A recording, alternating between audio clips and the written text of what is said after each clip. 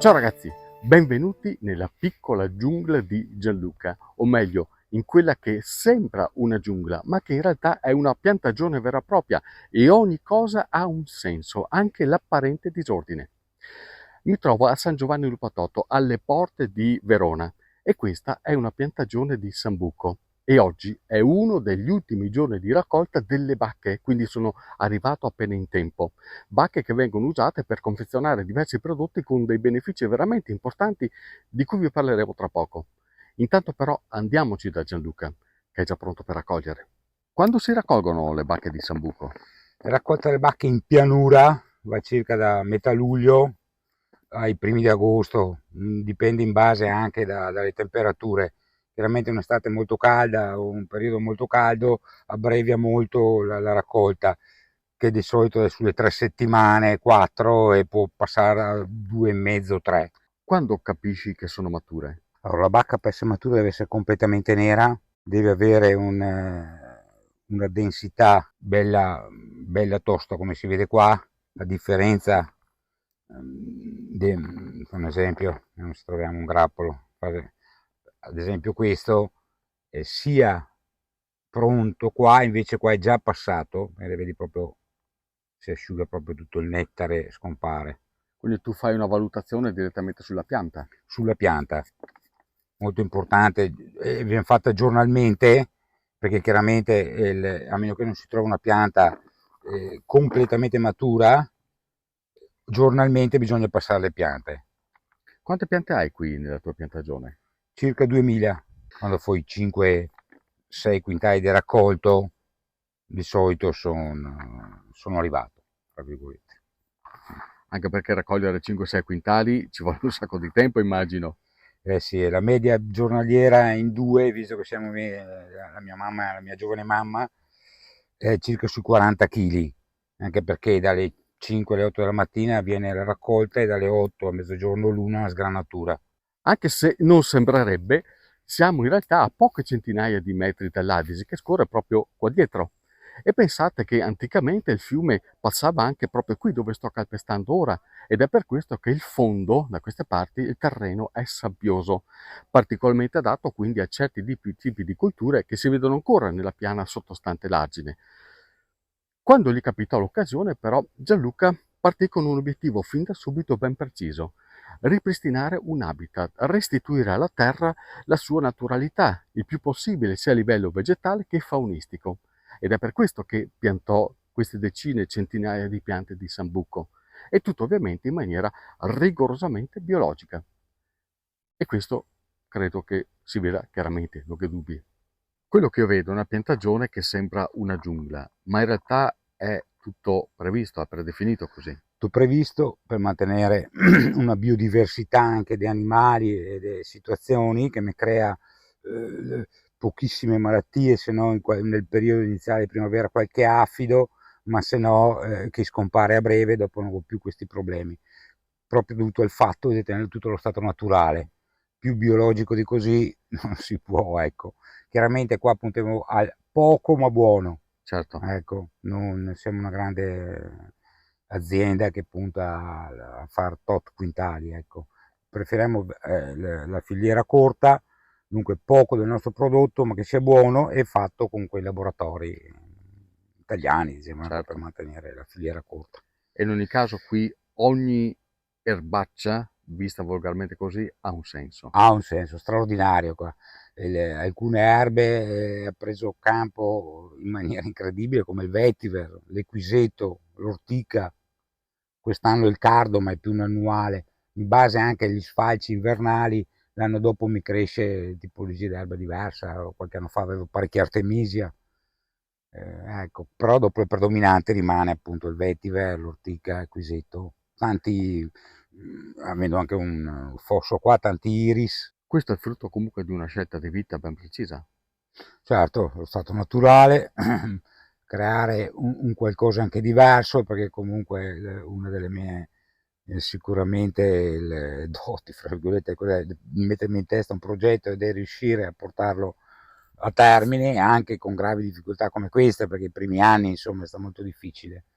Però ecco, insomma, adesso è già 12-13 anni che lo faccio e ecco, vabbè, soddisfazioni anche per il luogo che mi sono creato, insomma, e perché comunque ho creato un'economia del Sambuco che anche Eh, altri ha giovato, specialmente gli altri, oltre che insomma giova un po' tutti, ecco.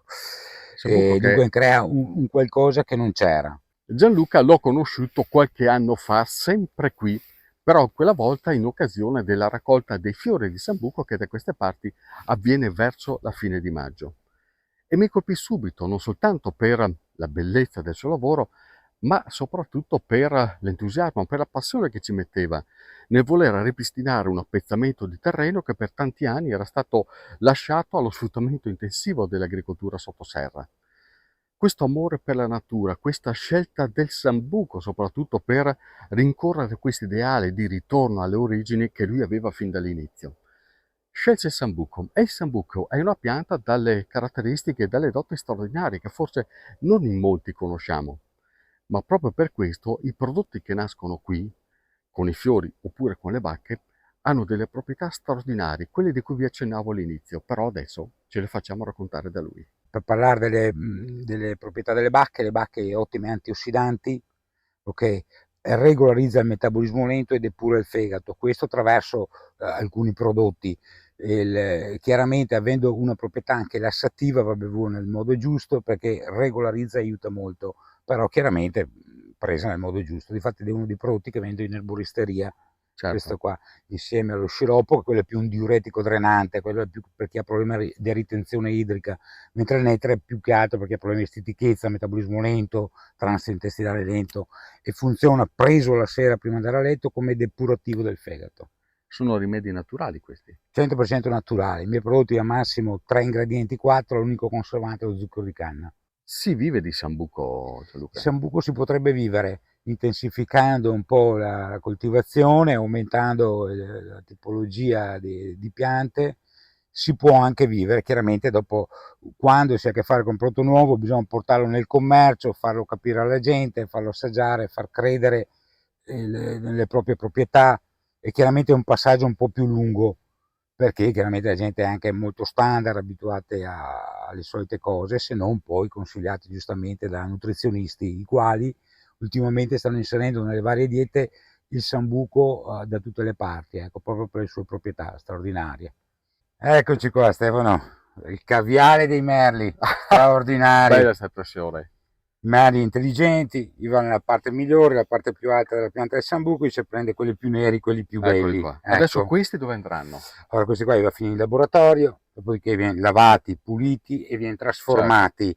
Dopo, in base alle annate, cambio prodotti.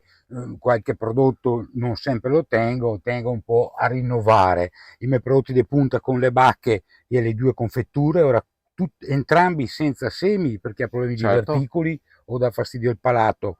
Abbiamo fatto una versione 100% zucchero della frutta, ok, dunque è succo di mela e bacche di sambuco, mentre questo è un classico, è un bacche di sambuco e zucchero di canna.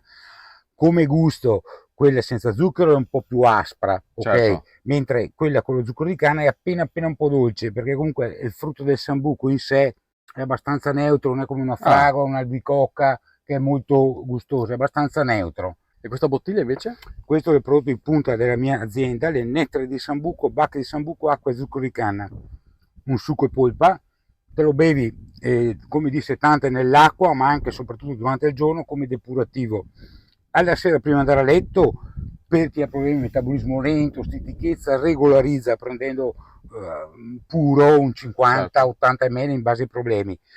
O se no la mattina te puoi berlo anche, diciamo, a risveglio, a digiuno, però te con una giornata davanti Mm. può anche causare, insomma, problemi.